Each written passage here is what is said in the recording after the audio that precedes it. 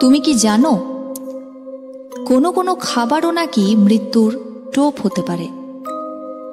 শুধু একটা পোয়া পিঠের জন্যই এক শিশুর জীবন মৃত্যুর দুয়ার থেকে ফিরে এসেছিল।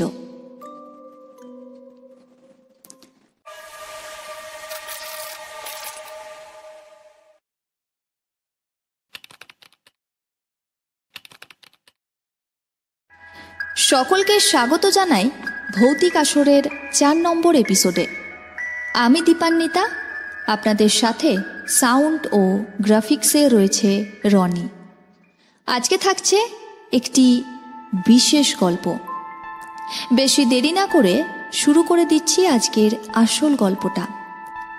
মঙ্গল ও শনিবার মানেই ভৌতিক পরিবেশের ঘন ঘটা। আজকের গল্পের নাম ছায়ার পিছু টান। তুমি কি জানো কোনো কোনো খাবারও নাকি মৃত্যুর টোপ হতে পারে। শুধু একটা পোয়া পিঠের জন্যই এক শিশুর জীবন মৃত্যুর দুয়ার থেকে ফিরে এসেছিল। সালটা তখন 2011। সন্ধ্যা নামতেই দাদু সন্ধ্যার আরতি সেরে ফেরার পথে সবার জন্য ভাপা পিঠে নিয়ে এলেন। তবে পিঠের সঙ্গে একটি মাত্র পোয়া পিঠে এনেছিলেন তিনি। আর সেই পোয়া পিঠে নিয়েই শুরু হলো বড় দিদি আর ছোট দিদির মধ্যে ঝগড়া। তখন তাদের বয়স 8 কি 9 বছর। শেষমেশ বড় দিদি পিঠে হাতে পেয়ে গেলে ছোট দিদি কান্নাকাটি শুরু করে দেয়। তখন ছোট কাকিমা ছোট দিদিকে কিছু টাকা দিয়ে পিঠে কিনে আনতে বলেন। আমার দাদুর বাড়ির সামনে তখন একটা নির্মাণাধীন খালি কারখানা। লম্বা করিডোর দিয়ে যুক্ত কয়েকটি রুম, আর সেই করিডোরের শেষ প্রান্তে একটা রান্নাঘর। কারখানার পাশে পরিত্যক্ত একটা গভীর গর্ত, আর উল্টো দিকে গলি পার হয়ে মূল রাস্তা।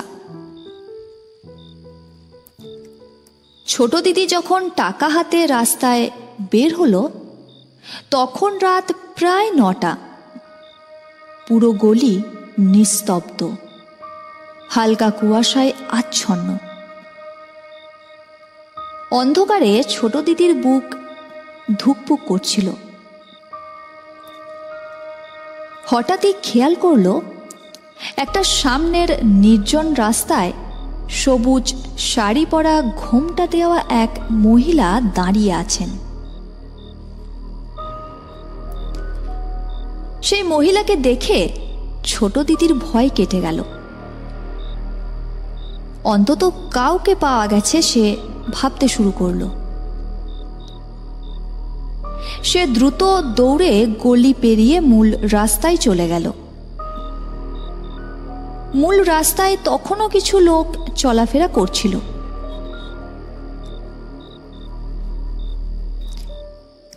ছোট দিদি পিঠে কিনে ফেরার সময় ঘটল এক ঘটনা। গলির সামনে দাঁড়িয়ে ছোট দিদি দেখল সেই সবুজ শাড়ি পরা মহিলা ঠিক আগের জায়গাতেই দাঁড়িয়ে আছেন। অদ্ভুতভাবে এবারও তাকে দেখে মেয়েটি সাহস পেল। মনে হলো অন্ধকারে কেউ থাকায় পথটা পার হয়ে যাবে। কিন্তু যেই না দৌড়ে তার পাশ দিয়ে যাওয়ার চেষ্টা করলো, হঠাৎ করে ছোট দিদির হাতে যে পিঠেটা ছিল সেই হাত কেউ শক্ত করে টেনে ধরেছে। মুহূর্তেই সে বুঝল তাকে টেনে নিয়ে যাওয়া হচ্ছে। সে যেন কারখানার ভেতর দিয়ে সোজা রান্নাঘরের শেষ প্রান্তে গিয়ে দাঁড়ালো। হঠাৎ করে মেয়েটির জ্ঞান ফিরে আসতেই চিৎকার করে উঠল। সাথে সাথে সেই শক্তি হাত ছেড়ে দিল।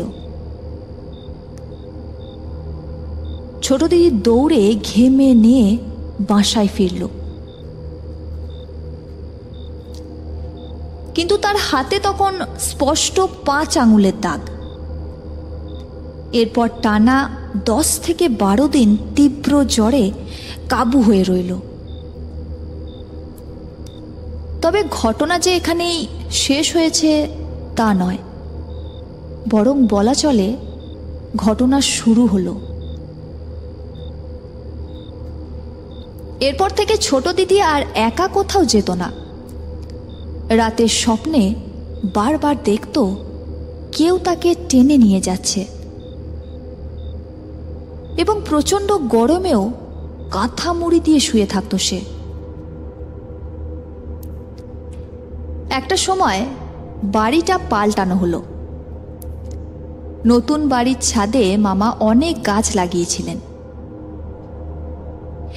পেয়ারা গাছটা ছোট দিদির সবচেয়ে প্রিয় হয়ে ওঠে। দুপুর সন্ধে তাকে ছাদ থেকে নামানোই যেত না। সে পাতা ছিঁড়ে গন্ধ শুঁকত, ফুল ছিঁড়ে ফেলত, কিন্তু পরে যখন তাকে এসব নিয়ে প্রশ্ন করা হতো সে কিছুই মনে করতে পারত না। মেয়েটি পড়াশোনার জন্য এক মহিলার কাছে যেত।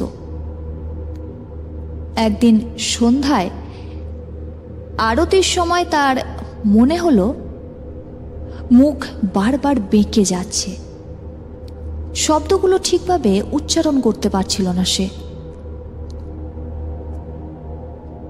পরে দেখা গেল মুখের অর্ধেক প্যারালাইসিসে আক্রান্ত হয়েছে।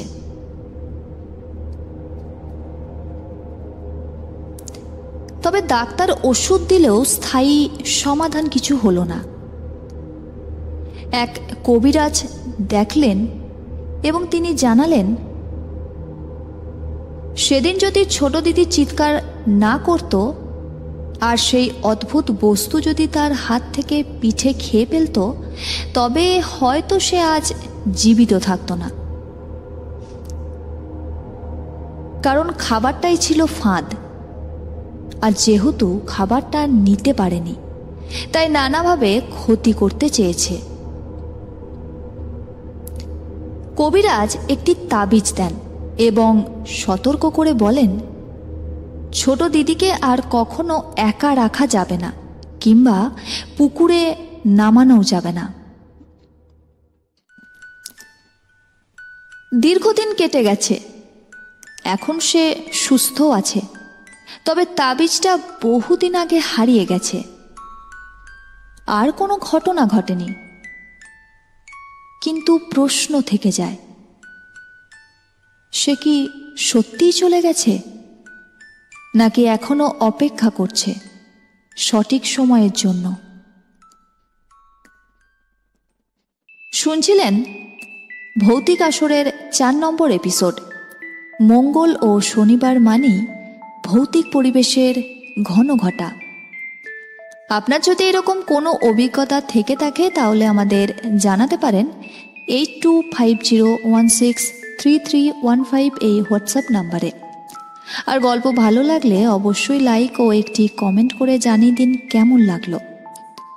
আর সাবস্ক্রাইব করতে ভুলবেন না, আপনাদের সাপোর্ট একান্ত কাম্য।